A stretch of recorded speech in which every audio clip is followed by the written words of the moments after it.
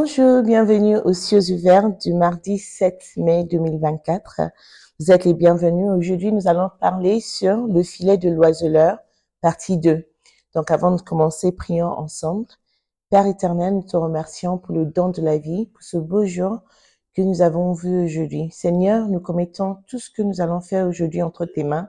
Et pendant notre étude, Seigneur, parle-nous, que ta parole se reflète dans toutes les actions que nous allons avoir aujourd'hui, Seigneur, dans le nom de Jésus. Au nom de Jésus, nous avons prié. Amen.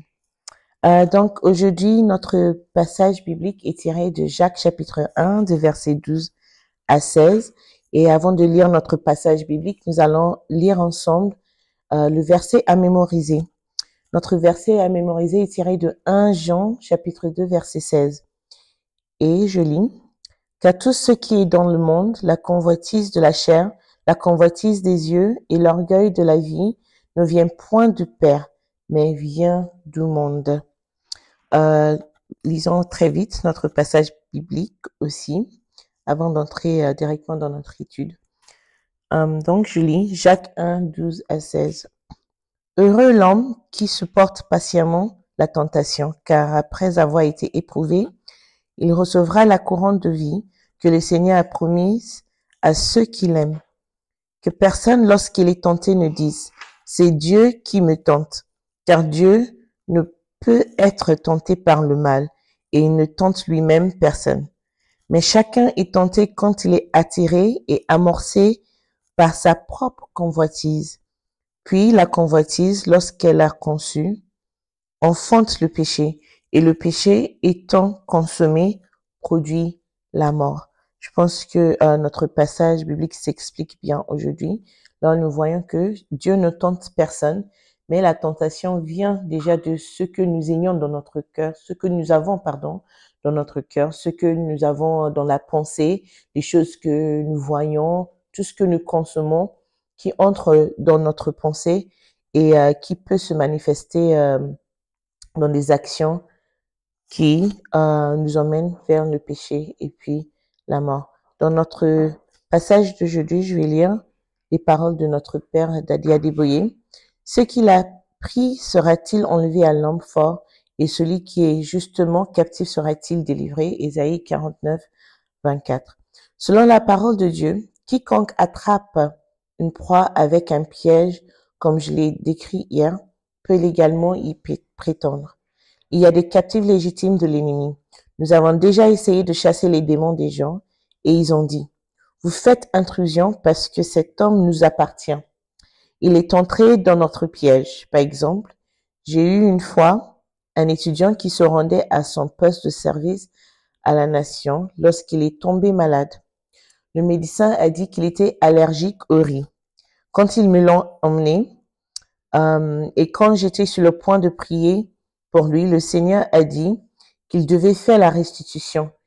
Il s'est avéré que son père avait volé le vélo d'un voisin pour payer ses frais de scolarité et le propriétaire a prononcé une malédiction sur le voleur. Son père est mort d'une réaction allergique au riz et maintenant le fils était sur la même voie. Si cela ne m'avait pas été révélé, nous aurions prié en vain parce que le garçon était un captif légitime. Je lui ai dit d'acheter un vélo pour le fils de l'homme parce que l'homme était décédé. Incidemment, quand il est revenu après avoir fait la restitution, j'étais sur le point de manger du riz. Il a mangé mon riz, l'a fini et rien ne lui est arrivé. Un autre garçon m'a été emmené pour la prière parce qu'il aboyait. Ce garçon avait eu des relations sexuelles avec leur chien dans la maison. J'ai prié, mais les aboiements ne se sont pas arrêtés. J'ai conseillé aux parents de continuer à l'emmener pour le service du Saint-Esprit tous les mois et d'espérer que Dieu aura pitié et délivrera le captif légitime de son ravisseur. Quand un homme s'aventure dans le piège de l'ennemi, après avoir été attiré par sa convoitise, le diable peut légalement revendiquer l'homme. Dans notre lecture biblique d'aujourd'hui, l'apôtre Jacques nous dit clairement que Dieu ne tente personne, mais plutôt que les gens sont tentés par leur propre convoitise qui aboutissent au péché et à la mort finalement. L'appât utilisé par le diable ne ressemble généralement pas à la mort. L'appât a trois qualités majeures pour le rendre efficace. Il est généralement attrayant pour la proie, il est agréable au goût de la proie et il fait appel à la fierté de la proie. Je discuterai de ces qualités en détail dans les prochains jours parce que je crois qu'après cette étude, Dieu aidant et avec l'aide de Dieu, plutôt, vous ne tomberez plus jamais dans le piège du diable, dans le nom de Jésus. Amen. Donc là, nous voyons que la tentation, on peut dire, vient de nous, ça ne vient pas du tout de Dieu. La façon de l'empêcher, c'est de ne pas remplir ou nourrir sa pensée avec des choses, avec le péché, des choses qui peuvent nous emmener à la péché. Mais à la place de cela, ce serait mieux pour nous de remplir nos pensées avec la parole de Dieu. Donc, on voit que si les gens tombent dans la tentation, c'est eux qui ont aussi tendu ce piège pour eux-mêmes. Donc, le point clé pour aujourd'hui, c'est de nous méfier des choses que nous convoitissons. Ce sont des appâts du diable qui mèneront irrémédiablement à la mort. Ça ne sera pas notre portion dans le nom de Jésus.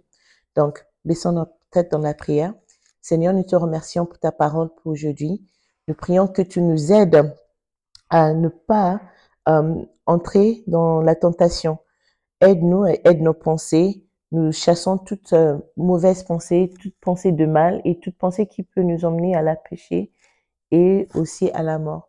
Seigneur, nous croyons dans ton Saint-Esprit et l'aide de ton Saint-Esprit, que ton Saint-Esprit nous guide et nous aide.